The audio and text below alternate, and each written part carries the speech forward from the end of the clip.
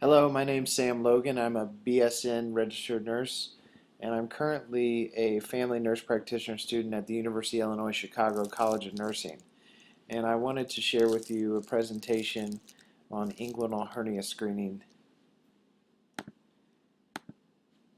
Let me first give you a case presentation. 14-year-old male coming in for a sports physical with no significant personal or family history and no specific complaints.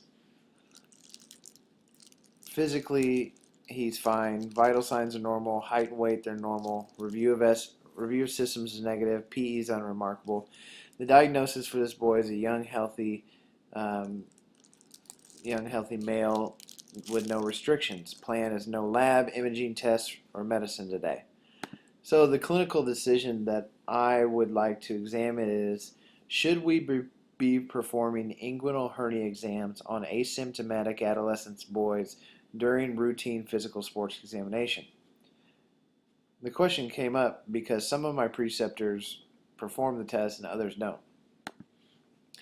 A little background on inguinal hernias is that it's a scrotal or inguinal swelling that includes abdominal contents. And for our age group, the main risk factors are weightlifting and obesity.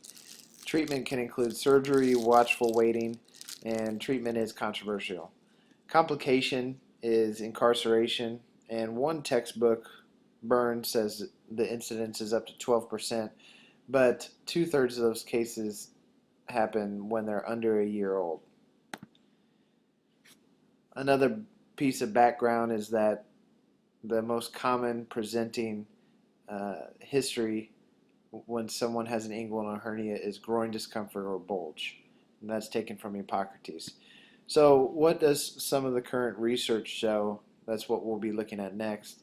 The first study that I looked at was a retrospective analysis that looked at 10 million discharges over 5,000 hospitals over 21 years. And the results from this study showed that 90% of children who presented with an inguinal hernia were under 9 years old. Okay? Under 9 years old. 90% of them were under 9 years old. Think about the population that you are screening for your sports physicals, and how old are they? Are they under 9 years old, or are they more 12, 13, 14, 15, 16 years old? Next study I looked at was a review. It was an EBP article by a group of physicians, and they looked at other studies, and the incidence numbers that they found for inguinal hernias were similar to the Burns text that I referenced earlier. They looked at a Georgia high school study where they screened children in the high school for inguinal hernias, and one year they found 9.1% of children to have inguinal hernias.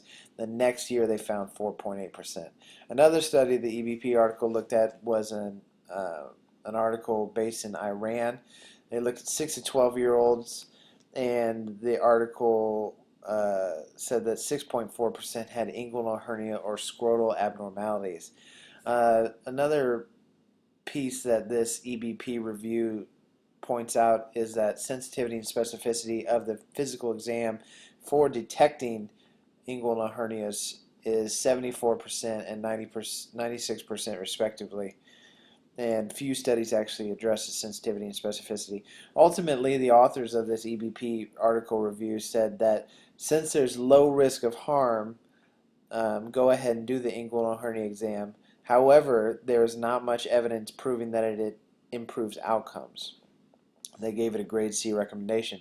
So I wanted to look at some other organizations and what they said about inguinal hernia screening. So let's see what they have to say. The USPSTF has no recommendation for inguinal hernia screening. The NCAA 2014-2015 Sports Medicine Handbook does not even mention the word hernia in their text. The AAFP say that hernias and variceles do not usually preclude sports participation. And you'll see here the AAP back in 1988, their pre-participation form. If you'll see here, inguinal hernia, someone with an inguinal hernia is allowed to participate in full contact back in 1988, according to the AAP. Now, flash forward to 2010, AAP releases another statement saying inguinal hernias, an athlete with an asymptomatic inguinal hernia may participate in all sports. Okay, and then they go on to say that they should be counseled regarding red flags regarding strangulation. Now, let's look at the Illinois High School Sports Association form. And on that form, this is the portion of the history. They ask you to ask about groin pain or painful bulge or hernia in the groin, okay? And then later on in the form, they ask you to do a physical exam on the GU, regardless of the answers from the history.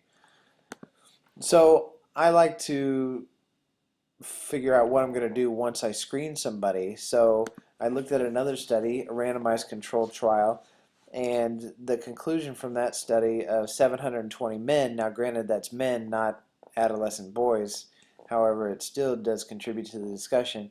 The conclusion was watchful waiting was an acceptable uh, treatment in minimally symptomatic inguinal hernias, and delaying surgery was an acceptable option because incarceration was so rare. Out of all 720 men, only 2 patients progressed to incarceration over 4 years. The British Hernia Society has an official statement on inguinal hernias, and they say that patients who are asymptomatic or minimally symptomatic can be managed conservatively at the primary care level, and that no routine follow-up is necessary for these individuals, meaning you don't have to do anything but watch and wait. Again, here's the AAP. Say someone is found to have an inguinal hernia. If it's asymptomatic, they may participate in all sports. Here's an editorial that I found online, Dr. Joel Sherman, and he clearly does not believe inguinal hernia screening during sports physical exam is necessary, and actually believes that it may be harmful to young boys' psyche. So my analysis is that 90% of inguinal hernias are discovered before 9 years old. Asymptomatic inguinal hernias in adolescence does not stop them from playing any sports. So you get a kid with an inguinal hernia with no symptoms, he's still allowed to play sports. Now, say he has an inguinal hernia, what do you do next? You wait and you watch, because that's a legitimate treatment plan. Why do you wait and watch? Because strangulation and incarceration is rare. Another point to make is that the GU history and physical is on the IHSA forms. And a final point is GU exams are embarrassing. My recommendations for this would be, whenever you see an adolescent patient, is to do a thorough history and symptom analysis and check for the pain in the groin, the bulge in the groin. Now, if somebody says yes to either of those 2 questions, then you go ahead and do an exam, and then you can get a better understanding of what's going on. But if they say no to a bulge or pain in the groin, then there's no point in checking these kids for the inguinal hernia. Because if you do check them, they are asymptomatic with an inguinal hernia, you don't do any treatment, and they can still play all sports. So why are we checking it if there's no symptoms? Another point to make is the IHSA forms require you to address this topic, and what I would encourage you to do is explain to your patients what inguinal hernia, all this information here very succinctly in a few sentences, and what happens if they do have inguinal hernia, and give them the option of the exam. And the significance of this topic is pretty high because the amount of physical exams primary care providers perform in the clinic. So these are my references, and thank you for taking the time to listen.